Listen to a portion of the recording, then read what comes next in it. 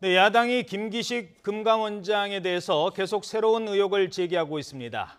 네, 김기식 원장은 여전히 물러나지 않겠다는 입장인데요. 네, 야당 안에서도 지방선거를 앞두고 여론 악화를 걱정하는 목소리도 나오고 있습니다. 네, 김병민 경희대 개건교수, 백성문 변호사와 함께 이야기 나눠보겠습니다. 안녕하십니까? 네, 안녕하세요. 예. 자, 일단 지금 정치권에서는 개헌 얘기는 거의 나오지도 않고 있고요. 얼마 전에 청와대가 개헌안까지 발표했습니다만, 그리고 실업 관련된 예산도 지금 거의 뒤로 빠져 있습니다. 그 중심에 거의 블랙홀에 빠져 있는 김기식 원장 상황이 계속 제기되고 있습니다. 네, 연일 김기식 원장의 거취 문제를 두고 공방을 벌이고 있는데요. 먼저 여야의 목소리 들어보고 이야기 이어가도록 하겠습니다. 김기식 금감원장과 관련된 야당의 의혹 제기가 점입가경입니다. 아니면 말고식의 의혹 제기는 대단히 문제가 있습니다. 우리는 이 의혹에 대해 전후좌우를 면밀히 살피고 있고 사실인 것과 사실이 아닌 것을 확인하고 있습니다. 사실에 입각하지 않은 야비하기까지 한 과도한 비난과 의혹 제기는 인격 살인을 낳을 수 있습니다. 만일 야당 인사가 이 정도였으면 벌써 압수수색하고 소환 통보하고 모든 언론이 자유한국당은 간판을 내리지 않으면 안 될 정도로 두들겨 팼을 것입니다. 김기식을 누가 추천했고 어떻게 검증했으며 재검증까지 부실하게 된 원인이 어디 있는지 철저히 따지는 국정조사를 추진할 수밖에 없다는 사실을 국민들 여러분 앞에 밝힙니다. 이 금감원장의 밑바닥이 드러나면 참여연대의 위선적인 밑바닥이 드러나고 참여연대가 무너지면 참여연대가 지금 장악하고 지배하고 있는 청와대가 무너지는 이걸 저는 문재인 정부가 걱정하고 있는 거 아닌가. 그렇지 않으면 이렇게 금감원장의 해임에 대해서 저렇게 청와대가 나서서 반대할 이유가 없다라고 보입니다. 자, 지금 계속 연일 의혹이 지금 계속 불거지고 있는데요. 그 중심에 김 원장이 있습니다. 지금 상황은 어떻게 봐야 될까요? 사실 김기식 원장과 관련해서 처음에는 이제 외유성 출장 논란, 그 피감 기관에 돈을 받아서 갔다라는 부분, 그다음에 인턴 직원이 고속 승진했다 이 정도로 시작을 했다가 이제는 국회의원 19대 국회의원 임기 종료하기 한 5개월 동안 그 후원금을 거의 한 3억 원 이상 정도를 사용을 하고 그 와중에 또 그 같은 인턴과 또다시 또 외유성 그 출장을 간 의혹까지 이제 결합이 되면서 사실 이게 지금 현재 4월 2일부터 국회가 열려야 되는데 모든 게 지금 국회는 파행된 상황 아니겠습니까? 네. 개헌 문제도 그렇고 지금 말씀하셨던 방송법 문제도 그렇고 여러 가지 현안들이 있음에도 불구하고 지금 국회가 멈춰 있는 상황인데 아까 여론조사에서도 보셨던 것처럼 국민들도 지금 김기식 원장에 대해서는 좀 의혹의 눈초리를 많이 보내는 상황입니다. 그래서 지금 여당 내부에서도 이게 버티기 어려운 게 아니냐, 지방선거에 좀 악영향을 끼치는 게 아니냐는 얘기가 나오고 있어서 현실적으로 지금 청와대도 굉장히 고독스러운 그런 상황에 처해 있는 것 같습니다. 네, 국회가 개점 휴업 상태이기 때문에 지금 일자리 추경 예산은 논의조차 못하고 있는 상황인데 그렇다면은 김기식 공방이 좀 해결돼야 이 문제들이 다 순차적으로 해결이 될 수 있을까요? 아마도 청와대가 바라보는 거는 김기식 원장이 중도 사퇴하더라도 현재 여야의 공방은 지속되지 않겠느냐라고 전망을 하는 것 같습니다. 이런 전망 때문에 현재 김기식 원장을 중도 사퇴시키는 부분들이 이 4월 임시국회가 꼬인 부분들에 대해서는 크게 효과가 없을 것이라고 보는 거지만 4월 임시국회에 대한 얘기와 김기식 금감원장의 인사 문제 좀 별개로 봐야 될 필요가 반드시 있는 겁니다. 이 금융감독원장이라고 하는 자리가 갖고 있는 엄정성에 따르면 네. 사실 과거에 있었던 금융 적폐를 해소하기 위한 적임자로 김기식 원장이 내정이 됐던 부분들이 있었던 거고요. 19대 국회 정무위원회 간사로 활동하면서 금융권 저승사자로 불리지 않았습니까? 근데 지금 현재 야당을 중심으로 제기되고 있는 여러 의혹들을 보건대 여기에 대해서 피감기관의 돈을 받아서 외유를 갔던 부분들과 여러 가지 내용들을 종합해 보건대 금감원장이라고 하는 자리 속에서 이 막중한 업무들, 특히나 금융권 같은 경우는 최근 들어서 채용 비리 등에 대한 여러 가지 문제들이 쌓여 있는 부분들을 해소해야 되는데 과연 여기에 적합한 인사인가를 제기하고 있는 터라 이 부분에 좀 집중할 필요가 있다. 그리고 4월 임시국회가 공전하고 있는 내용들에 대한 해결은 또 다른 논의로서 여야가 풀어야 될 문제라고 생각합니다. 예. 자, 그럼 이런 가운데 홍준표 자유한국당 대표가요. 이제 여기에다가 이념 논쟁까지 더하기 시작을 했습니다. 네.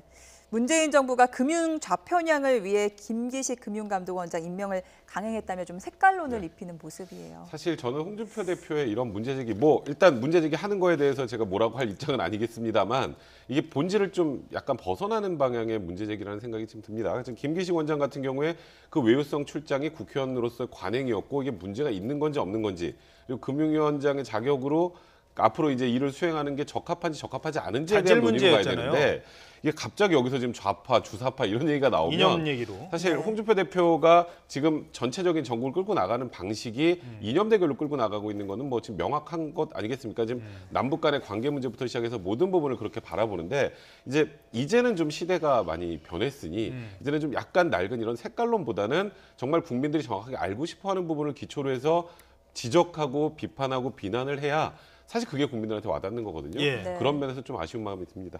예. 홍 대표의 메시지는 항상 좀 복선을 깔고 있기 때문에 그 내용에 대한 이면적으로 무슨 내용을 담고 있는지를 우리가 해석해 볼 필요가 있다고 생각이 되는데요. 해석 좀 해주시죠. 지금 여기에 대해서 좌파라고 얘기하는 부분 중에 일부의 그 참여연대 얘기를 강하게 정부랑 엮어서 비판하고 싶어하는 것 같습니다. 그러니까 예를 들어서 유승민 대표도 그랬어요. 그 장하성 실장을 비롯해서 조국 민정수석 그리고 여기 있는 김상조 공정거래위원장 여기에 덧붙여서 김기식 금융감독원장까지 모두가 다 참여연대 출신 네. 인사이기 때문에 이를 실질적으로 관리하고 감독하면서 인사 검증을 해야 될 인사들까지 다 같이 하나로 엮여 있기 때문에 지금 같은 사례를 촉발했다. 그래서 일부에 대한 여당 그리고 야당을 비롯한 많은 국민들이 인사에 문제가 있다고 해도 이 문제를 처리하지 않는 이유가 여기에 있다는 것을 비판하고 싶어서 아마 저와 같은 과격한 메시지를 던진 게 아닌가 싶은데 변호사님이 적합하게 지적해 주신 것처럼 이런 메시지를 좀 던질 때는 좀 세련된 언어로 국민들이 설득 가능한 언어를 사용하는 게 좀 좋지 않을까 싶습니다. 조금 전에 김병민 소장이 말한 대로 페이스북을 쓰셨으면 그래도 사람들이 경청을 할 텐데 이게 지금 제가 말씀드렸던 것처럼 주사파와 좌파 네. 좀 자극적인 용어들이 나오다 보니까 지금 말씀하셨던 그런 메시지를 좀 묻히는 것 같다는 생각이 좀 듭니다. 예. 자, 뭐 워낙 자유한국당 홍준표 대표의 뭐 언어 선택이나 이런 것들은 계속 문제가 되어 왔으니까요. 근데 여기서 좀 귀담아 들을 만한 대목이 있습니다. 정의당의 목소리입니다. 정의당도 지금 김기식 원장의 자진 사퇴를 당론으로 결정했습니다. 네, 이정미 대표 오늘 아침 YTN 라디오와 인터뷰를 했는데요. 그 내용 들어보겠습니다. 이 문제의 본질은 국회의원이 피감기관의 돈으로 출장을 갔다는 것입니다. 그리고 자기뿐만 아니라 함께 수행했던 정책비서의 비용까지를 다 피감기관에게서 받았다라고 하는 것입니다. 이것이 당시 19대 국회에서는 관행이었다. 그리고 법적인 제재를 받을 어떤 그 당시 장치는 없었다라 하더라도 받지 말아야 될 돈을 받았다라고 하는 것이 이제 핵심인 것이거든요. 제가 좀 더 안타깝게 생각하는 것은 현재 지금 삼성증권 문제 등 금융계의 신뢰가 무너지면서 지금 시장 질서를 바로잡아야 된다라는 요구가 굉장히 높아지고 있습니다. 근데 이 금융계의 무너진 신뢰를 회복시켜야 할 이 수장의 신뢰가 무너졌다는 것. 이것 때문에 금융계 개혁의 칼날을 제대로 들이댈 수 있겠느냐. 이것이 이제 굉장히 중요한 핵심적인 문제라고 봅니다. 네. 자, 옛날에 일본 만화가 있었어요. 그 만화책에 보면 그 어떤 사람의 이름을 적으면 그 사람이 죽습니다. 이게 나중에 뭐 영화로도 만들어진 데스노트라는 게 있죠. 근데 네. 정의당도 지금 그게 얘기가 되고 그렇죠. 있다고요? 문재인 정부 조각 초기 당시에 나왔던 말인데 이 안경환 법무장관 후보자부터 조대엽 공용노동부 장관 후보자까지 정의당한테 찍히면 낙마한다 이런 설이 있었는데 이번에 정의당이 김기식 원장을 낙마시키려는 또 후보에서 사퇴하라는 이런 네. 의도인 것 같아요. 그러니까 최종 당론으로 정하기까지 고심을 거듭한 흔적이 보입니다. 애당초 좀 부적절하다라는 의견은 꾸준히 피력을 했지만 여기에 대해서 스스로 자진 사퇴하는 것이 옳다라고 지금 판단을 한 부분이 있습니다. 지금 정의당 같은 경우는 민주평화당과 원내 교섭단체를 구성했고 그러다 보니까 현재 더불어민주당과 함께 범여권으로 분류가 돼 있지 않습니까? 이와 같은 상황에서 문재인 정부를 공격하고 있는 모습들이 사실은 굉장히 부담이 될 수도 있습니다. 네. 그럼에도 불구하고 과거에 있었던 인사들 중심으로 이 인사만큼은 국민적 눈높이 그리고 진보적 정당으로서 가지고 지켜야 될 가치에 맞지 않는다라고 고심하면서 마지막 그 데스노트에 적히는 순간 결국은 문재인 정부에서 지명을 처리하지는 않고 결국 본인 스스로가 자진 사퇴하는 케이스를 겪게 되는데요. 많은 인사들이 자진 사퇴하는 날짜를 보게 되건데 꽤 오랜 기간을 버티다가 네. 금요일 오후에 들어서 자진 사퇴하는 기간들이 많다라고 얘기를 합니다. 그래서 금요일의 법칙이라고 맞습니다. 그래서 오늘이 지금 목요일이니까 네. 하루 정도를 고민하면서 내일까지 만약에 이 김기식 원장이 거취를 표명하느냐 아니냐가 사실 국민적 관심사가 되고 있는 거죠. 예. 그러니까 이게 정의당에서도 지금 말씀하셨던 것처럼 고민할 수밖에 없는 게 진보 정당에서 가장 중요한 가치가 사실 좀 도덕성이지 않습니까? 근데 이게 김기식 원장의 해명이 어느 정도 국민들이 납득할 수준이 됐었으면 정의당이 이렇게 당론으로 적극적으로 반대하기 힘들었을 거예요. 그런데 이제 관행이라는 부분에서 가장 큰 문제가 뭐냐면 이게 기억하시면 모르는데 2014년 9월에 그 당시에 이제 새누리당의 박상은 의원이 한국 선주협회 통해서 또 외유성 출장에 갔던 문제가 있었어요. 그 당시에 국토해양위원회 위원이었습니다. 근데 그때 이제 정치자금법 위반으로 기소까지 됐었어요. 2014년입니다. 제가 왜 이 시기를 말씀드리냐면 이 이후로 의원들이 이거 피감기관에 돈을 받아서 어디를 가면 내가 처벌받을 수도 있구나. 물론 무죄는 나왔습니다만 그런 상황이었기 때문에 그때 이후로는 사실 이렇게 피감기관에 돈을 받아서 외유를 나가는 게 별로 없었는데 김기식 원장 같은 경우 2015년에 갔단 말이에요. 그리고 2015년에 그냥 가서 일단 공무라고 했음에도 불구하고 지금 또 추가된 내용들이 가서 들렸던 나라들에서 다 관광을 했던 흔적들이 나오고 있는 상황이니까 그러면 이게 공무라는 그런 내용도 본인의 주장 또 청와대 해명도 사실이 아닌 것으로 지금 받아들이고 있는 상황이니까 정의당 입장에서는 이 정도 상황에서 이거는 괜찮습니다라고 하면 마치 다른 사람들이 하면 불륜이고 내가 하면 로맨스라고 부르는 내로남불 전형이라고 할 수 있기 때문에 정의당에서조차 지금 이렇게 반대하고 있는 것 같습니다. 자, 이러자 그 민주당도 반격에 나서고 있습니다. 한국당 김성태 원내대표의 외유성 출장 의혹을 제기한 건데 한국당에서도 반박을 했습니다. 양측의 입장 들어보겠습니다. 김기식 흠집 내기에 가장 앞장서고 있는 김성태 자유한국당 원내대표 역시 과거 2015년 두 차례에 걸쳐 한국공항공사를 통한 나홀로 출장과 보좌진 대동 출장이 있다는 점을 지적합니다. 김성태 자유한국당 원내대표의 두 번의 출장은 출장 국가만 같은 것이 아니라 국제민간 항공기구 방문과 스미소니언 방문이라는 출장 주요 일정까지 완벽히 동일합니다. 국제민간 항공기구인 ICAO와 공항 주변 지역 고도 제한 완화를 협의하고 국토부 수건 사업인 국립항공박물관 건립을 위한 출장이었음을 밝힙니다. 출장 경비 또한 2015년 2월 4박 6일 일정의 ICAO 출장의 경우 국토부와 공항공사의 출장단에 포함되어 책정된 사항이며 2015년 12월 3박 5일 일정의 ICAO 출장은 국회 사무처 국제국 경비를 통한 공무 출장이었음을 또한 분명히 밝힙니다. 김기식의 흠결을 반성하고 사과하기는커녕 물귀신 작전으로 물고 늘어지려는 민주당의 청와대 심부름센터다운 행동이 애처로울 뿐입니다. 네, 민주당이 이제 김성태 원내대표의 출장을 문제 삼았고 한국당에서는 물귀신 작전이라는 얘기인데 공무랑 외유를 좀 어떻게 구분하면 좋을까요? 사실 그러니까 구조를 놓고 보면 아까 김기식 원장도 어쨌건 그 피감기관과 관련 있는 것으로 바깥에 나갔던 거고 외국에 나갔던 거고 김성태 지금 대표도 지금 한국공항공사 관련 일로 나갔던 거니까 형식이 같은 것 아니냐라는 이제 지적이었던 것 같아요, 민주당에서. 그런데 이거는 제가 보기에 조금 잘못된 지적인 것 같아요. 왜냐하면 외유성이냐 그리고 피감기관의 관련성이냐 이런 걸 따질 때 첫 번째 중요한 건 비용을 누가 댔느냐예요. 근데 아까 김기식 원장 같은 경우에는 그 단체에서 이제 피감기관에서 돈을 댄 거고 여기는 지금 일단은 지금 해명상으로는 국토부하고 공항공사 출장단 포함돼서 책정된 경비로 가고 그다음에 국회 사무처 국제국 경비로 갔다면 이건 경비상으로 이제 차이가 있는 거고요. 가서 일정이 또 어떻게 됐느냐. 근데 김기식 원장 같은 경우 제가 말씀드렸던 것처럼 각 돌아다녔던 나라별로 관련된 여행이나 이런 관광 일정들이 껴 있었다라는 게 이제 외유성 출장이라는 얘기가 나오는 거고 지금 일단은 지금까지 김성태 원내대표의 그 간 과정을 보면 그런 부분은 지적이 되진 않는 것 같아요. 그리고 장전석 대변인 입장에서는 비행기 안에서 하루를 자야 될 정도의 살인적인 일정이었는데 이것과 이것을 비교하는 게 이제 이거는 물타기다라고 주장을 하는 건데요. 이거는 자유한국당 입장에서도 충분히 제기할 수 있는 그런 주장이라고 생각합니다. 그 김성태 원내대표의 출장은 어떻게 보십니까? 그러니까 김성태 원내대표 출장이 이제 두 가지를 얘기를 하고 있는데요. 지금 현재 비교해서 보건대 일단은 인턴이라고 하는 보좌관에 대동했는지에 대한 여부 그리고 거기에 대한 예산을 김기식 원장 같은 경우는 피감기관이 예산을 지원했다는 건데 실질적으로 김성태 의원의 해외 출장 같은 경우는 보좌진을 한 번 대동한 적이 있지 있지만 이건 국회 사무처 경비다. 그러니까 급이 격이 같을 수가 없다라는 거 하나가 있고요. 두 번째는 국토부와 공항공사가 함께 추진한 출장이라는 겁니다. 그러니까 우리가 피감기관이라고 하면 이 부처의 산하에 있는 공기업이라든지 공사 등이 대상이 될 수도 있지만 김기식 원장에 대해서 가장 강하게 비판하고 있는 건 정무위원회의 간사를 맡고 있었고 그 당시에 돈을 댔던 일부 주체가 우리은행인 겁니다. 그러니까 은행의 돈을 받아갖고서는 의원 개인을 위한 출장을 갔던 부분들과 이렇게 국토부와 공항공사가 국가의 공무를 위해서 가기 위함인데 여기에 대해서 지금 고도제한 완화라고 하는 측면이 걸려 있지만 왜 김성태 의원이 갔는가? 지역이 강서구입니다. 그러니까 강서구의 핵심 민원이라고 하는 게 여기에 대한 문제가 같이 얽혀져 있기 때문에 갔던 문제를 동등하게 엮을 수 있는 것이냐라는 문제 제기가 가능하고요. 마지막으로 그렇다면 왜 김성태 원내대표를 해서 강하게 공격하는가?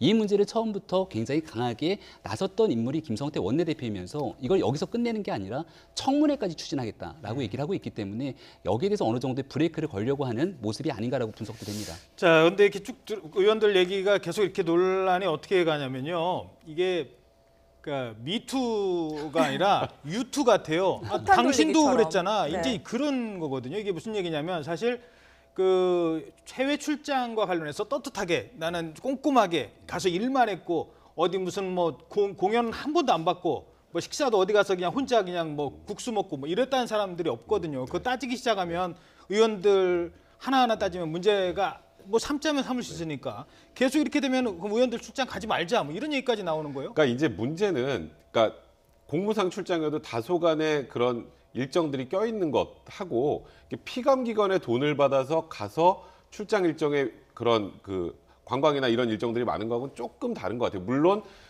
공무상 가는 출장에서도 우리 국민들의 돈으로 가서 그런 일들을 하는 것에 대해서 비난할 수는 있지만 지금 사실 문제의 포커스는 뭐냐면요. 피감기관의 돈을 받아서 여행을 가고 뭐 출장을 가고 외유를 갔다면 나중에 피감기관에 무언가 대가적인 그런 도움을 줬을 것 아니냐라는 그런 합리적인 추론이 가능하기 때문에 사실 지금 야당에서 제기하는 것은 뇌물죄 얘기가 나오잖아요. 그러니까 지금 그래서 지금 또 검찰에 고발까지 한 상황 아니겠습니까? 이게 그냥 단순하게 외유성 출장이 아니라 피감기관의 돈을 받아서 외유성 출장을 갔다는 그 부분을 문제 삼는 거기 때문에 결이 조금 다를 수 있고 제가 말씀드렸던 것처럼 2014년 9월에 박상은 의원이 기소되고 나서부터 의원들 사이에서도 이거는 안 되겠다. 그래서 그 이유는 좀 자제하고 있던 그 시기에 또 하필 김기식 원장이 갔기 때문에 문제가 더 커진 게 아닌가. 그러니까 조금 결이 다른 것 같습니다. 지금 이 문제가 국회의원의 윤리 도덕성 문제를 검증하고 따지는 부분이 아니고요. 금융감독 원장으로서의 직무를 적합하게 수행할 수 있을 정도의 적임자인가 거기에 대한 문제를 따지고 묻는 거기 때문에 지금 이 문제를 뭉뚱그려서 국회의원들의 공무 출장에 문제가 있느냐로 가면 사실 본질과 굉장히 어긋나 있는 상황이다 이렇게 말씀드릴 수 있습니다. 예. 네. 김기식 원장 같은 경우는 재산 증식 부분도 좀 석연치 않은 부분이 있는데 의원하는 한 3, 4년 동안 재산이 7억 늘었고 네. 예금성 자산만 3억이 늘었는데 국회의원 월급이 많다지만 이게 가능한 일입니까? 그 부분에서 문제를 제기하고 있는 건데요. 국회의원이 뭐 연봉이 억대 연봉이 넘지만 실질적으로 통장에 찍히는 금액을 얘기하면 1,000만 원대 전후다라고 얘기를 하지 않습니까? 그렇다면 1년 동안 돈을 100원도 쓰지 않고 다 차곡차곡 모으면 한 1억이 조금 넘는 금액, 4년에 다 모으면 한 4억 정도가 될 텐데 거기에 달하는 이 본인의 재산이 증가했기 때문에 이걸 어떻게 설명할 것이냐는 게 야당의 주장이고요. 김기식 원장 같은 경우는 이 부분에 있어서는 본인이 이제 가족의 수가 적고 돈을 쓸 일이 국회의원으로서 많지 않았다. 또 네. 비례대표 의원이기 때문에 이와 같은 해명을 하고 있는 건데요. 이 부분도 아마 현재는 야당이 사퇴할 것이라고 강하게 주장을 하고 있는데 끝까지 버티는 과정으로 가게 되면 야당이 적극적인 공세를 더 펼쳐나갈 가능성도 있다고 봅니다. 네, 그 김기식 금융감독원장의 해명에 대해서 조금 말씀을 해주셨는데 이 재산 증식에 대해서는 가족 수가 적어서 그랬다. 또 효성그룹 조현문 전 부사장 아내한테 후원금을 받은 것에 대해서는 대학교 선후배 사이다. 외유성 해외 출장 의혹에 대해서는 당시 관행이라고 밝혔는데 적합한 해명이라고 사실 보시죠. 첫 번째 그 예금 증식과 관련해서는 사실 저 해명이 명확하게 와닿진 않죠. 네. 그러니까 증가된 금액과 그걸 계산을 해보면 거의 돈을 아예 안 쓴 거보다도 더 많이 올라가지 않았나요? 예. 그럼 가족 수가 적어도 그렇지 기본적인 생활비가 있고 의원으로서 활동비가 있는데 이건 좀 아니지 않나라는 그런 의혹이 있습니다. 이거는 뭐 제가 이게 맞다 틀리다라고 단정이 힘들지만 두 번째 같은 경우는 효성그룹의 그 형제난에서 그렇죠. 이게 조현준 사장 출석시켜야 된다고 계속 이제 국회에서 얘기를 했었던 그 영상도 아마 많이 기억을 하실 텐데. 그러니까 형을 계속 출석시켜야 한다고 그렇죠. 했는데 조현문 동생의 부인으로부터 그렇죠. 돈을 받았다는 근데 그 거잖아요. 문제 제기를 조현문 부사장이 한 거거든요. 그렇죠. 네. 조현문 부사장이 문제 제기를 한 내용을 조현준 사장을 국회에 불러야 된다라고 얘기를 했는데 공교롭게도 이 조현문 부사장의 아내로부터 500만 원 후원금을 또 받았단 말이에요. 그리고 또 이게 또 연관성이 있는 거 아니냐? 효성과 관련해서 또 회계법인 얘기도 네. 나오고 있어요. 그러니까요. 삼정이라는 회사까지. 네, 그러니까요. 거기에다가 이제 그러니까 일단 난 조현문 부사장이랑 그 대학 동문 녀석을 했다는데 그것도 참 시기상으로 보면 굉장히 묘하다는 생각이 들고 아까 외유성 해외 출장 의혹 관련해서 이거는 관행이라고 하기 굉장히 힘든 상황입니다. 제가 아까 계속 그 시기별로 말씀드렸던 것처럼 그러니까 지금 현재 김기식 금융감독원장의 해명이 국민들로부터 어느 정도 설득력이 있다는 생각이 들었으면 네. 아까 다른 당은 몰라도 정의당이 해임을 해야 된다라는 얘기까지는 하지 않았을 거라는 생각이 듭니다. 근데 이게 이제 뭐 후원금 얘기와 정치적 그러니까 후원금 남은 문제는 조금 이제 다른 건데요. 네. 후원금을 받았을 때 문제는 효성과 관련된 거. 이거는 좀 더 해명이 필요합니다. 왜 하필 몇 달 전에는 문제를 삼았는데 그 사람한테 뒤에 가서 정치 후원금 받는 거는 그거는 논란을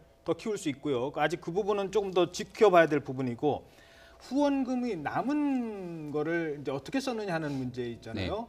근데 왜 그 후원금 남는 걸 어떻게 쓰는지 선관위 물어봤는데 그렇게 써도 된다고 했거든요. 그래서 썼다는 겁니다. 그러니까 선관위는 기계적인 해석을 하는 겁니다. 그러니까 여기에 대해서 남은 후원금을 정리를 해야 되지 않습니까? 후원금을 쓸 수 있는 정치자금법에 목이 있기 때문에 여기에 대해서 이렇게 쓰겠다라고 하면은 그 내용들을 명확하게 검찰처럼 조사해서 들여다볼 수가 없는 거기 때문에 이렇게 쓸 수는 있다라고 얘기를 하고 있는 거죠. 근데 이제 이 부분을 우리가 도덕적 기준과 관점으로 바라봤을 때 19대 국회 임기의 말이 5월 30일 아니겠습니까? 그리고 이미 19대 국회는 2016년 4월 13일에 20대 국회의원을 다 뽑아놔요. 그럼 뽑아놓고 나서부터는 사실은 그 19대 국회의원들이 할 수 있는 역할이나 일들이 많지가 않습니다. 특히나 당시에 5월 19일 같은 경우는 19대 국회 마지막 본회의가 있는 날입니다. 그럼 본회의 끝나고 나서 사진 촬영하고 다 같이 마무리를 짓는데 그리고 나서 그 다음 날부터 한 8일이 넘는 기간 동안 이제 해외로 나갔다고 하는 측면에 있어서는 이건 아마 현지 국회의원들도 쉽게 이해하거나 납득하기 어려운 측면이 있을 거라고 봅니다. 네.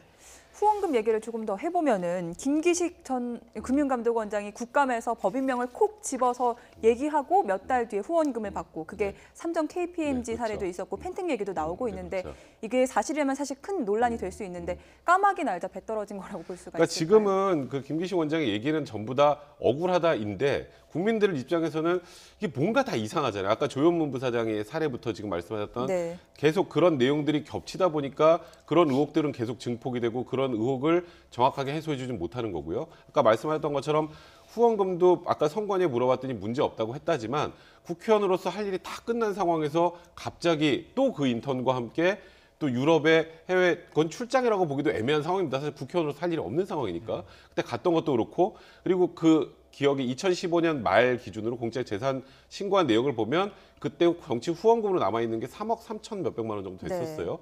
근데 그 5개월 사이에 근 3억 원을 넘게 쓰고 마지막에 이게 원래 결국 이제 당이나 이제 국고로 반환해야 되지 않습니까? 예. 400만 원을 반환을 한 거예요.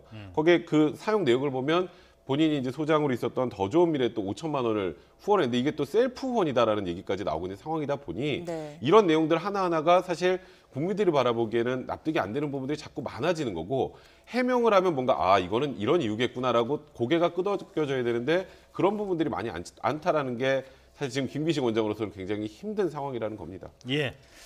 자, 그런데 이제 청와대 입장에서 보면요, 사실 재벌 개혁의 문제가 있고 우리 금융기관의 문제가 계속 있습니다. 이걸 개혁하기 위한 쌍두마차, 뭐 공정위는 김상조, 그래 금감원은 김기식 두 쌍두마차를 딱 이제 포진을 했는데 아니 뭐 의원으로서 물론 뭐 그런 문제는 있다 하지만 그래도 이 사람이 금감원에서 개혁을 할 수 있는 적임자라고 생각을 했는데 여기서 밀려나면 우리 개혁 못하는 것 아니냐. 조금 더 그 정부 입장에서 말씀을 드리자면 이거 조직적으로 막는 것 아니냐. 우리가 네. 금감원에서 이렇게 강하게 하려고 하니까 그 개혁의 대상들이 조직적으로 그 뒷거 캐내가지고 보수언론을 통해서 이렇게 공개하는 것 아니냐라는 의심을 갖고 있는 것도 사실인 것 같아요. 어디서 많이 보는 저는 기시감이 느껴지는데요. 안경환 법무부 장관 후보자 때 딱 그랬습니다. 당시에 검찰 개혁과 법조 개혁을 막기 위한 모종의 세력들이 저항하는 것 아니냐라는 메시지를 전달했고요. 하지만 안경환 당시 장관 후보자가 갖고 있었던 허위 신고 문제라든지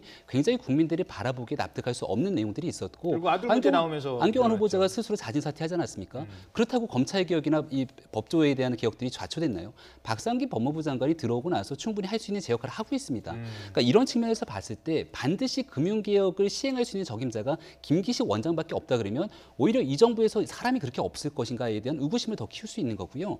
김기식 원장에게 해당되는 가장 큰 국민적 정서는 이 내로남불이거든요. 금융권 저승사자로 불리면서 과거에 특히나 이 보수적인 유권자들은 대외경제정책연구원이 굉장한 압박을 가하고 그리고 존스 홉킨스 대학에 있는 한미연구소에 대한 예산 문제를 들어갔고 여기에 대해서 제대로 된 보고를 하지 않았다 해서 실질적인 이 오랫동안 있었던 미국의 싱크탱크 자체가 폐쇄가 되게 되는데 한미연구소가 그런 측면에서 바라봤을 때 본인이 해왔던 19대 국회의원의 활동 내역들을 뒤집어 보니까 이런 방식으로서 사람들의 신뢰를 얻어서 금융개혁을 할 수 있겠는가라고 하는 이런 물음이 생기는 거거든요. 그러니까 이 물음에 대해서 더 이상 한 걸음 나아가기가 어렵다라고 판단되면 훌륭한 인사들이 충분히 있을 거기 때문에 또 다른 카드들을 고려할 때가 되지 않았는가 싶습니다. 네, 하루가 다르게 의혹들이 불거져 나오고 있다 보니까 여당 내에서도 반대 기류가 조금 있는 것 같습니다. 어제 당 최고위원회 도중에 우원식 원내대표의 이제 그 핸드폰이 포착이 됐는데 이런 내용이 적혀 있었다고 합니다. 김두관 전 장관이 보낸 문자 메시지였는데요. 네. 금감원장 문제 심각합니다. 청와대에 점점점 뭐 좀 얘기 좀 잘 하셔서 심각합니다라는 거는 뭐에서 심각한 거냐? 이게 지금 지방선거 앞두고 좀 심각해질 것 같아요. 이런 뉘앙스 같아요. 그러니까 아까 우리가 리얼미터 여론조사를 보시면 아시겠지만 지금 김기식 원장에 대해서 사퇴해야 된다는 의견이 50%가 넘는 상황 아니겠습니까? 지금 현재 문재인 대통령의 지지도나 이런 걸 생각할 때는 굉장히 심각한 수준으로 높은 거죠. 거기에다가 이런 의혹이 계속 확산되면 이게 지방선거 국면에서 사실 여당에 좋을 게 하나도 없는 상황입니다. 네. 그러니 지금 일단 이런 문제가 터졌으니까 청와대 어떻게든 이 부분을 좀 해결해달라고 제안하는 게 어떠냐라는 내용인 것 같아요. 그러니까 우원식 원내대표 입장에서도 지금 현재 당 내에서 뭐 여러 의원들도 이거 지금 이 상황은 좀 너무 심한 것 아니냐는 얘기들이 당 내에서도 나오고 있는 상황이란 말이죠. 네. 근데 그러다 보니 여당 내에서도 이 부분을 어떻게 해결해야 될지 그냥 정말 그냥 김기식 원장 밀고 가는 것 쪽으로 가야 될지 내부에서도 좀 의견이 이제는 조금씩 분분해지는 것 같거든요. 그러니까 당내에서도 여러 가지 목소리가 나올 수밖에 없는 것 같습니다. 네, 저 문자 바로 밑에 문자 하나가 더 있었습니다. 우원식 원내대표가 김기식 원장에게 보낸 문자인데요. 잘못된 일이 없다면 단단히 마음 먹어라 이런 문자를 보냈다고. 그러니까 아무래도 지금 현재 청와대 입장에서는 법적인 문제가 없기 때문에 임명을 철회할 의사가 없다라는 뜻을 분명히 했고요. 여기에 대해서 청와대와 교감할 수밖에 없는 우원식 원내대표 입장에서는 일단 현재까지의 기류를 그렇게 전한 것 같습니다. 근데 조금 전에 백성문 변호사님이 굉장히 정확히 지적해 주셨는데요. 이게 지금 지방선거를 앞두고 있기 때문에 민주당 당내 기류가 심상치가 않은 겁니다. 소위 말한 청와대발 리스크가 이 선거에 직접적인 영향을 미쳤던 때를 보면은 바로 2016년 총선을 볼 수 있는데요. 이 당시 진박 간별사라 그래서 사실은 친박계 인사들과 청와대가 주도적으로 뭔가에 대한 선거 개입 여부들이 확산되기 시작하니까 이 당시 선거가 끝나고 나서 수도권에서 큰 표 차이로 떨어졌던 큰 표가 아니라 작은 표 차이로 떨어졌던 대다수의 사람들은 진박 간별사만 아니었으면 내가 붙었다라고 하면서 피를 토하는 이런 메시지를 목소리를 많이 들을 수 있었고요. 네. 2012년 총선 같은 경우는 소위 말하는 김용민 씨에 대한 그 당시의 막말 파문 때문에 수도권 진영에서 민주당의 표가 굉장히 많은 부분들이 잃어버렸다는 분석들이 제기가 되고 있는데요. 지방선거를 앞두고 기초의원, 광역의원부터 현재 더불어민주당이 좋은 지지도 때문에 선거를 유연하게 끌어갈 수 있다고 하지만 이 문제를 중간에 정리하지 않게 될 경우 선거에 큰 영향을 미칠 수 있다 그래서 많은 좀 당내에 여러 가지 목소리들이 나오는 것 같습니다. 그래서 다시 아까 홍준표 대표 그래픽 다시 한번 보여주겠습니까? 지금 선거 얘기를 하면서 아까 봤던 얘기를 다시 한번 보시죠. 지금 이러면서 홍준표 대표는 다시 보수층한테 이런 얘기를 하는 겁니다. 뭐 터지면 좌편향 좌파로 몰고 가는 게 홍준표 대표가 몰라서 저러는 게 아니에요. 다 의도가 있다는 거죠. 여기까지 짚어보도록 하죠. 자, 그러면 이제부터는 선거에까지 영향을 미치고 있는데 후보들의 얘기를 한번 들어보도록 하겠습니다. 네, 우상호 민주당 의원은 안철수 위원장의 카이스트 재직 시절에 외유성 출장 의혹을 제기했는데요. 안철수 위원장의 반응까지 저희가 묶어서 들려드리겠습니다.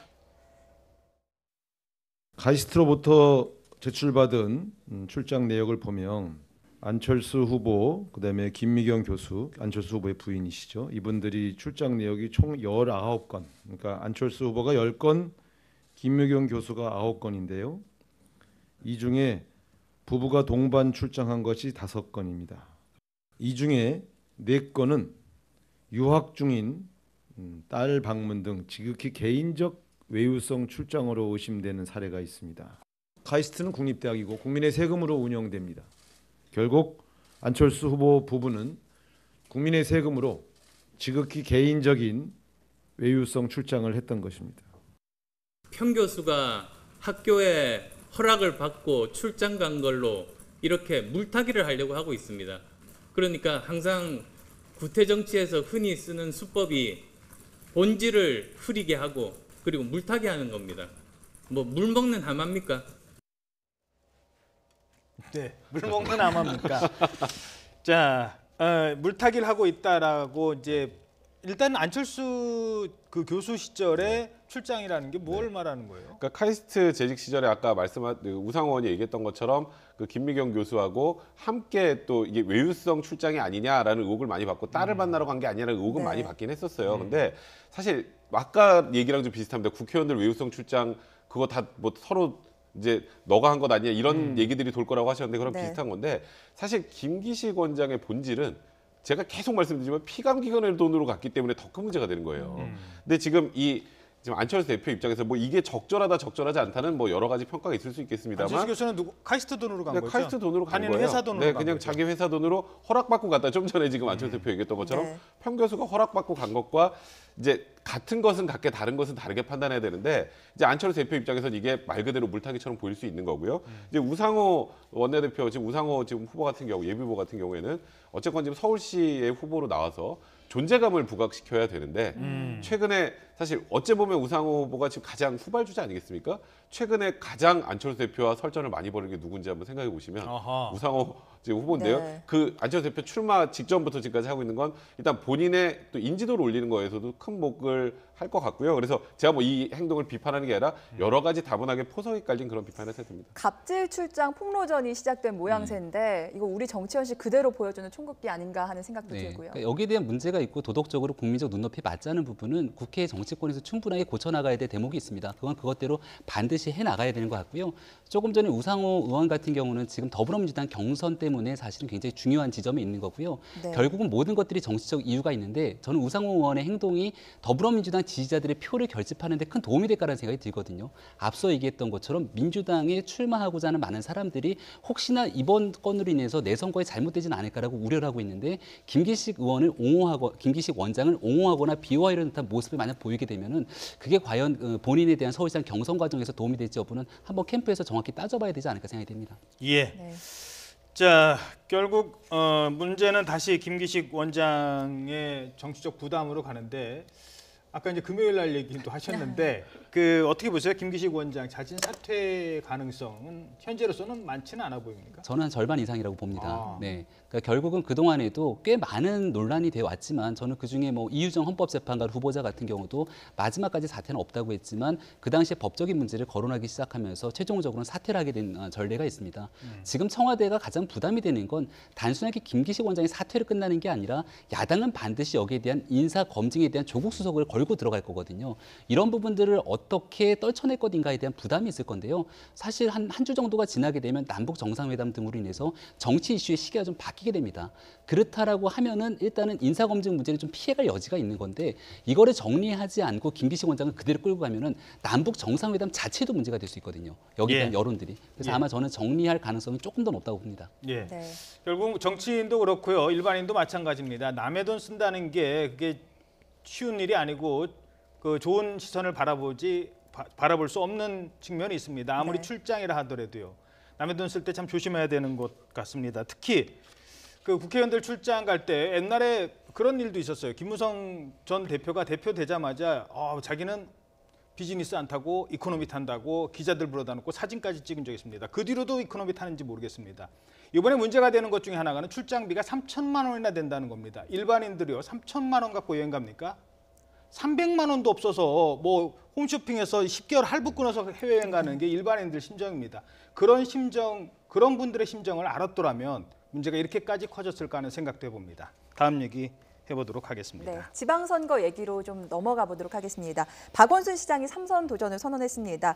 이 출마 선언을 한 곳이 민주당 당사였는데요. 이 장소에는 어떤 의미가 담겨 있습니까? 사실 박원순 시장은 시민단체 출신이고 아무래도 지금 민주당 내 당내 기반이 지금 나머지 후보들에 비해서 약합니다. 그거는 뭐 어쩔 수 없는 현실이고요. 그래서 사실 결선 투표까지 만약 처음에 경선에서 과반을 못 넣으면 결선 투표에서 뒤집힐 수도 있다라는 우려들도 심심치 않게 나오는 상황입니다. 그러니까 민주당이라는 것을 더 강조하기 위해서, 그러니까 민주당 당사에서 하는 게 나도 민주당원입니다를 강조하는데 가장 좋은 것 아니겠습니까? 경선에서도 어쨌건 권리당원 50%, 여론조사 50%면 당내, 그러니까 이 민주당원들의 마음을 얻어야 되는데 그걸 위해서 장소를 일단 좀 상징적으로 다른 곳이 아니라 민주당사에서 했다고 봐야 될 것 같네요. 예.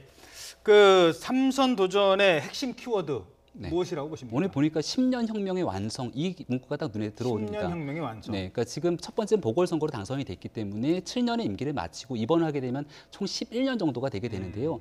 여지까지 서울시장 이 민선 시대가 도래되고 나서 10년의 서울시장을 마친 사람은 없지 않습니까? 그러니까 박원순 서울시장이 지난 7년에 했던 그동안의 성과들을 굉장히 많이 홍보하는 데 열을 올리고 있는 것 같습니다. 그동안의 7년의 성과를 충분하게 평가를 받고 여기에 덧붙여서 문재인 정부의 이 사람이 먼저다라고 하는 여러 가지 내용들을 덧붙여갖고 이 부분을 완성하기에는 본인이 그동안 해왔던 일에 덧붙여서 가장 적임자다라는 부분들을 강조하고 싶어하는 것 같습니다. 근데 일각에서는 그러니까 박원순 시장 동안 뭐 했지 하면 딱히 안 떠오른다는 사람도 있어요. 뭐 지금 다시 옛날 사람 얘기하면 좀 그렇습니다. 이명박 서울시장은 청계천 버스 전용차로 뭐 이런 게 뚜렷한 게 있었고 뭐 오세훈 시장은 논란이 있었습니다만 뭐 무슨 아라뱃길, 그럼 잘하는지 못했는지 몰라도 뭔가 이렇게 추진하는 게 있었는데 박원순 시장 때는 뭐 했지라는 게 있거든요. 그래서 박원순 시장이 애당초 처음 취임했을 때 아무것도 하지 않은 시장으로 기억되고 싶다라는 얘기를 했었죠. 그러니까 본인이 과거의 전시성 토목 사업들에 집중했던 시장과 좀 다른 결을 걷겠다라고 얘기를 했지만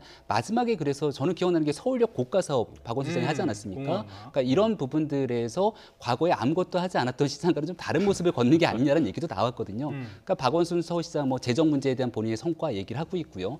과거의 뉴타운 사업들을 도시재생으로서 본인이 끌고 가고 있는 여러 가지 캐치프레이즈를 얘기하고 있는데 여기에 대한 평가는 전적으로 서울 시민의 몫인 것 같습니다. 이번에 민주당 서울시장 경선에는 결선 투표가 도입됐는데 이게 박원순 시장에게 득일까요, 실일까요? 저는 박원순 시장은 별로 고민하지 않는 것 같습니다. 그러니까 현재 3파전으로서 박영선 의원, 우상호 의원이 현재 뛰고 있는 상황인데요. 네. 박원순 서울시장이 그동안 해왔던 부분들을 보건대 특히나 이 경선이라고 하는 건 서울 시민 전체라기보다는 더불어민주당이 조금 더 강하게 몰입되어 있는 당원들을 중심으로 치러지는 게 일반적인 견해인데 아무래도 박원순 서울시장의 7년에 대해서 민주당원들의 평가가 그렇게 나쁘지는 않은 것 같고요. 오히려 박원순 서울시장에 대한 삼선 피로감이 있다. 이렇게 두 후보는 주장하고 있지만 박 시장의 삼선 피로감을 갖고 있는 건 여권 성향의 지지층이 아니라 야권 성향의 지지층이기 때문에 저는 경선 과정에서는 일단은 박 시장에게 조금 유리한 측면이 있다고 봅니다. 예. 그 박원순 시장은 일단 앞서가는 사람이잖아요. 앞서가는 사람은 큰 이슈가 없기를 바랍니다. 하지만 뭐 박영선 또는 우상호 의원 같은 경우는 뭐 미세먼지 토론해보자, 또 뭐 쓰레기 문제 토론해보자, 계속 지금 문제를 일으켜서 이제 할 상황인데 박원순 후보는 계속 이 전략 어떻게 끌고 갈 것인가? 그러니까 지금 말씀하셨던 것처럼 박원순 시장은 일단 첫 번째 목표는 1차 경선에서 그냥 과반 넘어서 바로 후보가 되는 걸 원하는데 그게 이슈가 적으면 적을수록 될 확률이 많죠. 지금 제가 현재 본 여론조사 결과를 봐도 민주당원들 사이에서도 박원순 시장이 과반수가 넘는 정도의 여론조사 결과들이 나오고 있더라고요. 그러다 보니까 지금 박영선 후보나 이제 우상호 후보 같은 경우에는 본인의 존재감을 드러내야 되고 그래서 저는 우상호 후보는 안철수 후보 때리기 쪽으로 일단 어느 정도 스탠스를 좀 잡은 것 같고요. 네. 박영선 의원 같은 경우는 이제 서울시정의 문제점과 관련해서 적극적으로 더 문제 제기를 하는 쪽으로 가고 있는데 사실 정확하게 또 딱 박원순 시장을 겨냥할 만한 정말 큰 칼이 없는 상황이라면 박원순 시장에게 지금 대항하기가 좀 쉽지 않은 상황이어서 본인들의 존재감 부각시키려고 노력하는 것 같은데요. 일단 어쨌건 1차 경선에서 50%가 되지 않으면 그러면 변수가 있을 수밖에 없습니다. 나머지 두 후보가 함께 또 마음을 맞춰서 간다면 그러면 결과가 또 예측할 수 없는 거거든요. 그래서 박원순 시장은 일단은 1차 경선에서 과반을 넘는 걸 목표로 최대한 다른 이슈 없이 진행이 되는 게 가장 좀 원하는 바겠죠. 예. 네. 자, 다음 후보라고 해야 되나요? 얘기해 보도록 하겠습니다. 안철수 인재영입 위원장, 이번 서울시장 전략은 무엇일까요? 네, 최근 택시기사들을 만난 자리에서 이런 이야기를 했는데요. 아무래도 박원순 시장을 좀 의식하고 있는 것 같습니다. 함께 들어보도록 하겠습니다. 처음 제가 이제 초선 때입니다. 그때 택시 회사에 갔을 때 현 박원순 시장님에 대한 여러 가지 원망들을 많이 들으면서 저도 원망을 많이 받았습니다. 왜 그렇게 밀어줬냐고 오히려 그때부터 계속 그 말씀들을 들었습니다. 예. 그러니까 본인이 욕을 먹었다는데 그게 박원순 시장 때문에 욕을 먹었다 뭐 이런 얘기인 것 같은데 이제 은근히 양보론을 거론을 하지 않지만 그러니까 저 얘기의 배경은 내가 양보를 그때 왜 했느냐라고 혼났다 그 얘기 아니에요. 그때 차라리 안철수 당신이 있으면 더 잘했을 텐데라는 얘기를 하는 사람들이 많더라라는 게 복선에 깔려 있는 것 같은데요. 안철수 위원장 입장에서는 서울시장 선거에 이길 수 있는 유일한 가능성, 박원순 현 서울시장과 1대1 구도를 형성하는 거고요. 박원순 서울시장에 대해서 제가 아까 삼선 피로감을 얘기했는데 삼선 피로감을 느끼는 분들은 대다수가 과거의 구 새누리당을 지지하거나 보수 성향을 가지고 있는 유권자들이라고 저는 생각을 합니다. 그렇다면 그분들이 박원순 서울시장의 4년 임기 연장에 대해서는 결사반대 막아야 된다라는 심정이 있는 사람들이 있을 텐데 그분들의 표를 어딘가 담아내야 되지 않습니까? 근데 자유한국당이 김문수 후보로 그 표를 담아내서 이길 수 있겠냐라는 판단이 섰을 때 그렇지 않을 거야라고 하면 그 표는 저한테 주세요. 그럼 저는 진짜 할 수 있어요라고 프레임 선정을 하는 거고요. 그게 아마 유일한 안철수 위원장의 가능성이라고 봅니다. 네, 양보했던 안철수 위원장은 이런 얘기를 꺼내는데 양보를 받은 박원순 시장은 별로 언급이 없는 것 같아요. 그래서 사실 민주당의 다른 후보들이 박원순 시장을 공격하는 것 중에 하나입니다. 그때 양보받았는데 공격할 수 있으시겠어요? 사실 박원순 시장 입장에서도 이제 만약에 안철수 후보와 박원순 시장이 후보가 된다면 사실 안철수 후보를 공격하기 굉장히 조심스러운 부분이 있을 거예요. 그때 당시로 돌아가 보면 사실 박원순 시장은 한 자릿수 지지율이었고 당시 안철수 그 대표는 거의 50% 이상의 지지율을 보이고 있었단 말이에요. 그러니까 그때 양보할 때 굉장히 의아했었잖아요. 많은 이제 대중들이. 근데 이제 그때 양보를 받아서 어쨌건 그 이후에 서울시장이 됐고 지금 이제 3선을 노릴 정도로 이제 정치적으로도 거물이 된 상황인데 지금 안철수 대표를 다른 방향으로 과연 공격을 할 수 있을까? 이제 그게 박원순 시장한테도 어찌 보면 선거 과정에서 좀 딜레마가 될 거고 안철수 후보는 아까 말씀하셨던 것처럼 어떤 방식으로든지 그 서울 시민들의 사표 방지 효과를 계속 자극을 할 거예요. 1대1 구도. 그리고 이거는 본인도 과거에 박원순 시장이 양보했다는 거에 대해서 정당성을 부여봐야 되니까 그때는 잘할 줄 알았는데 지금 보니까 별로. 이쪽으로 이제 박원순 시장을 공격하는 방향으로 정할 것 같습니다. 예. 자, 그런가 하면은 지금 보수의 어떤 집결, 그다음에 야권의 표 집결을 위해서는 안철수 후보의 경우는 또 김문수 후보와 또 싸워야 되는 이런 구도도 가지고 있습니다. 김문수 전 지사를 향해서 이런 안철수 위원장의 얘기가 있는데요. 함께 들어보도록 하겠습니다. 홍준표 대표는 오히려 이 김문수 전 경기지사야말로 이런 그 보수 우파를 결집시킬 유일한 후보다.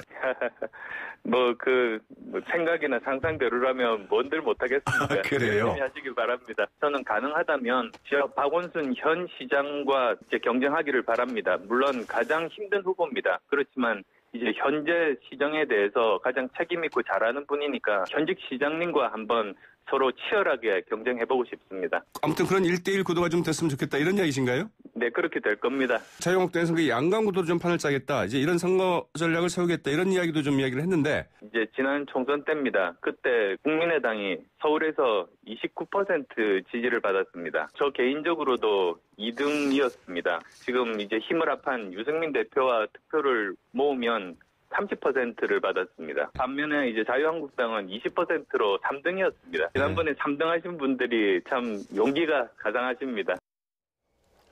네.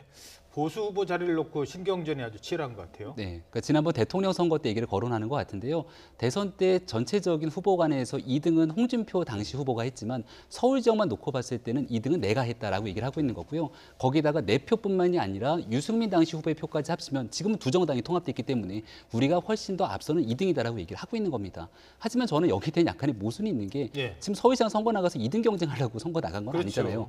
특히나 지난번 대통령 선거에서도 보수 유권자들 같은 경우는 막판까지 단일화해라 얘기했지만 그걸 하지 않아서 선거에 지지 않았느냐라고 하는 일부의 불만을 제기하는 분들도 계십니다. 아마도 그래서 이번 서울시장 선거가 가까워지면 가까워질수록 한국당과 미래당 간의 단일화 얘기가 커질 수밖에 없을 거라고 저는 보고요. 여기에 만약 단일화에 대해서 우선권을 쥐기 위해서는 두 후보 간의 경쟁에서 충분히 앞서가야 되기 때문에 적어도 4월 한 달 기간 동안은 한국당과 미래당의 치열한 경쟁이 불가피한 것 같습니다. 근데 2등을 계속 강조하는 이유가 좀 있어요. 2등을 강조하고 저쪽이 3등이어야 3등을 찍는 것보다는 될 사람을 밀어줘야 되지 않을까라는 심리를 자극하는 거죠. 유권자들도 내 표가 사표가 되는 것보다는 예를 들어서 지금 민주당 박원순 예를 들어서 박원순 시장이 후보로 나온다면 박원순 시장의 피로감을 갖고 있는 보수 유권자들이 이거 김문수 예를 들어서 김문수 후보를 찍자니 예를 들어서 정말 3등 할 것 같고 그러면 김문수 후보보다는 안철수 후보를 찍어야 되는 게 아닌가 이런 생각으로 이제 유권자들의 표심을 자극하는 방법인 것 같고요. 그러니까 말 그대로 밴드웨건 효과라고 해야 될까요? 뭐 그런 쪽으로 또 사표 방지 심리를 자극하기 위해서 지금 안철수 대표가 계속 2등 얘기를 하고 있는 것 같아요. 그러니까 내가 과거 홍준표 대표도 안철수 대표 나오면 3등이야. 이 얘기도 똑같습니다. 네. 또 이번에 안철수 후보 안 되니까 이쪽 몰아달라는 뜻인 네. 거고요. 그러니까 지금 그 부분을 가지고 계속 양쪽에서 치열하게 얘기를 하는 게 그런 이유라 봐야 될 것 같습니다. 네. 알겠습니다. 자유한국당도 분주합니다. 김문수 서울시장 후보 추대에 이어 어제는 김문수 전 지사의 서울시장 출마 회견이 있었죠. 예. 자, 그렇게 해서 강한 이념론을 내세웠습니다. 문재인 정부를 향해서 강도 높은 발언을 쏟아내는데 들어보도록 하겠습니다. 문재인 정권은 지금 혁명을 하고 있습니다. 좌양좌견 사회주의 국가를 지향하고 있습니다. 국가가 민간 기업의 주인 노릇을 하고 토지 사유권까지 침해하려고 합니다. 전직 대통령 2명을 혁명의 제물로 삼아 감옥에 가뒀습니다. 표적 수사와 피의 사실 공표로 법치주의를 훼손하는 여론 재판을 하고 있습니다. 대한민국을 좌파 광풍에서 구하고 자유민주주의 세력의 통합과 혁신을 위해 이 한 몸을 던지겠습니다. 서울시장 선거에서 반드시 승리하겠습니다. 전직 대통령 2명을 제물로 삼았다. 계속해서 이념 프레임을 가져가려고 하는 것 같아요. 네, 김문수 후보 같은 경우는 특히나 박 전 대통령 탄핵에 반대하는 태극기 집회에 적극적으로 참여하지 않았습니까? 네. 지난번 탄핵 과정에서 박 전 대통령의 탄핵을 반대한다는 여론조사 결과 수치를 보니까 한 20% 정도에 대한 반대 여론들이 일부 있었습니다. 근데 그거를 빗대서 지난번 탄핵의 국회에 찬성하는 표가 234표, 정확하게 국민의 마음과 좀 일치했다는 얘기가 나오는데 말씀드린 것처럼 한 20% 정도 되는 국민의 마음을 단단하게 엮어가면 일단은 이번 선거에서 적어도 서울시장이 미래당과의 경쟁에서 좀 우선순위를 점할 수 있다는 판단을 하는 것 같습니다. 예. 근데 다만 이게 서울이라는 점을 좀 잊지 말아야 되는데요. 전국적인 단위에서의 영남이라든지 이쪽에서의 박 전 대통령의 마음과 그리고 서울 수도권에서 바라보는 인식의 차이는 굉장히 좀 크거든요. 예. 따라서 아마 김문수 전 지사의 선거 전략과 그 밑에 있는 구청장, 시의원, 구의원들의 선거 전략이 아마 일치하게 될지 아닐지에 대한 여부가 한국당에서는 큰 고민이 아닐까 생각이 됩니다. 예. 네. 자, 그리고 어제 그 미세먼지 대책 얘기도 했는데요. 네. 미세먼지 대책 얘기하면서 자격증 얘기도 했다고요? 네, 김문수 전 지사가 환경관리 관련 자격증이 있다고 하는데 이번 서울시장 선거에서 아무래도 미세먼지가 뜨거운 이슈 아니겠습니까? 함께 들어보도록 하겠습니다. 76년에 제2회 환경관리 기사 자격을 땄고요. 굉장히 어려운 시험이었습니다. 그리고 공장에서 환경관리 기사로 제가 근무를 했고요. 국회 환경위원을 6년을 했는데 대한민국의 국회의원이나 정치인 중에 환경위원회 6년 있었던 국회의원이 단 한 사람도 없고요. 그리고 환경관리 기사를 가지고 공장에서 환경관리 업무를 그 생업으로 했던 사람이 없습니다. 저밖에 없습니다. 자, 그래서 어제 뭐 저 자리에서도 그럼 미세먼지 어떻게 잡겠습니까?라고 뭐 질문이 당연히 있었겠죠. 그랬더니 뭐 어떻게 한다는 얘기가 혹시 나왔습니까? 그러니까 도로에 스프링클러 같은 시설을 설치해서 미세먼지 좀 씻어내려가는 여러 가지 대안들을 모색했다라고 얘기를 하고 있는 건데요. 예. 네. 그러다 보니까 단장 이제 반론을 제기하는 사람들이 그 서울시 전체 설치하면 그 예산이 얼마가 될 것인지라는 얘기가 나오는 겁니다. 그러니까 미세먼지에 대한 원인들은 굉장히 다각적이고 복합적이죠. 이 문제를 해결하기 위해서 박원순 서울시장이 대중교통 무료 정책을 시행했다가 150억의 혈세를 공중에 날렸다라고 하는 비판이 있는 것처럼 이 미세먼지에 대한 정책은 섣부르게 하나의 원인을 제거하기 위한 서울 시민의 혈세가 낭비돼서는 안 됩니다. 그러니까 이것도 이제 하나의 방안이다라고 아마 김문수 후보는 얘기하고 있는 것 같은데 저는 적어도 각 후보들 간에 미세먼지와 같은 서울 시민들의 공통된 문제에 있어서는 이건 좀 함께 다 같이 좀 지혜를 모아보자라고 선제적으로 얘기하는 것도 시민의 마음을 얻는 전략이 아닐까 생각이 들기도 합니다. 미세먼지 문제가 워낙 심각해서 숨 쉴 수 있게 해주는 후보 뽑겠다는 시민들도 사실 많거든요. 이 김문수 전 지사가 76년도에 했던 환경관리 기사가 미세먼지 대책과 직접적인 관련이 있을까요? 그러니까 사실 지금 김문수 전 지사의 얘기는 내가 환경 전문가다라는 얘기를 하고 싶어서 한 것 같은데 환노에도 오래 있었고. 네, 생각해 보시면 76년도에 그 환경관리사 자격증 딸 때 미세먼지와 관련된 문제들이나 이런 내용들이 있었을까요? 그러니까 이런 뭐 어찌 보면 이 당시의 내용과 지금 뭐 미세먼지를 연결하는 거는 좀 약간 넌센스긴 하나 지금 제가 좀 전에 말씀드렸던 것처럼 내가 이렇게 환경에 관련된 걸 76년부터 자격증도 따고 환노에도 오래 있었고 그러니 나는 어쨌건 국민들에게 서울 시민들에게 미세먼지에 좀 명확한 대책을 내놓을 수 있어라는 그런 메시지를 던지려고 하셨던 것 같은데 아까 스프링클러는 저는 그냥 언뜻 그냥 제 개인적인 생각입니다만 공기 중에 떠돌아다니는 미세먼지를 스프링클러로 제거를 할 수 있나요? 뭐 길거리에 먼지가 많이 껴서 씻어내는 것까지는 제가 이해가 되는데 그 질문이 겨울엔 이거 그러니까, 겨울에 물 뿌려서 이제 또 거의 미끄러져서 넘어질 수 있고 그러니까 이게 사실 좀 저런 대책보다는 아까 말씀하셨던 것처럼 미세먼지 관련 여러 가지 원인들에 대해서 다양한 해결책들이 있지 않겠습니까? 그런 것들을 좀 머리를 맞대서 같이 좀 생각해보는 모습도 좀 괜찮을 것 생각이 듭니다. 예. 자, 김문수 전 지사 지금 출마 얘기가 나오니까 여당에서는 이런 얘기를 하는 후보가 있습니다. 경기도지사였잖아요. 경기도에 살았던 분이고 그리고 대구에 뼈를 묻는다고 해서 대구 가신 분이고 서울에는 언제 사셨습니까? 이런 지적이 있습니다. 네, 박영선 예비 후보의 인터뷰 내용 들어보겠습니다. 그 대구에 뼈를 묻겠다고 하셨던 분인데 그 대구에 묻은 뼈는 어떻게 하셨는지 좀 걱정도 되고요. 저는 아무래도 이 김문수 후보를 추대하셨다고 하는데 홍준표 대표가 TK의 맹주가 본인이 되기 위해서 이 김문수 후보를 서울로 귀양 보낸 것 아닌가 저는 이런 좀 생각이 듭니다. 자, 얼마 전에 하태경 의원도 좀 비슷한 발언을 해서 재물이다 뭐 이런 얘기를 하기도 했었고요. 귀양 보낸 거다. 좀 뭐 표현의 강도가 좀 높긴 합니다만 뭐 상대 후보다 보니까 어찌됐든 그런 얘기를 하고 있는데 이건 어떻게 보십니까? 김문수 후보가 TK의 맹주다라고 하면 그게 맞는 말인데요. 지난번 선거에 나가서 김부겸 의원에게 굉장히 큰 표차로 떨어졌고 TK는 말 그대로 보수의 심장과 같은 곳인데 여기에서 지금 현재 여권의 후보에게 낙마를 해갖고서는 이 길을 깔아줬기 때문에 특히 TK 지역에서 뼈를 묻으러 갔는데 그 뼈는 어떻게 됐냐고 했는데 뼈를 묻으려고 했지만 뼈를 묻을 공간 자체를 내주지 않은 겁니다. 그러니까 TK 지역에서 사실은 설 수 있는 공간 자체가 없었던 거고요. 한국당 입장에서도 김문수 전 지사가 설 수 있는 정치적 공간 자체가 없었기 때문에 서울시장 후보로서 이게 이제 홍준표 대표 입장에서는 그렇다고 서울시장 후보를 안 낼 수는 없는 거고 둘 간의 이해관계가 맞아떨어진 대목이 있는 거지 이걸 서로 정치적으로 이렇게 이용하고 한 부분들이라고 보기는 어려운 측면이 있는 것 같습니다. 근데 많은 분들이 자유한국당이 김문수 전 경기지사를 연고도 없는데 서울시장 후보로 추대한 그 배경도 많이 궁금해들 하시거든요. 전략이 뭘까요? 사실 홍준표 대표가 처음에 이제 지방선거 치르기 전에 젊고 참신한 인재를 많이 등용하겠다라고 선언을 했었습니다. 그리고 실제로도 그렇게 공천을 하겠다는 얘기도 했었는데 그게 뜻대로 잘 안 됐죠.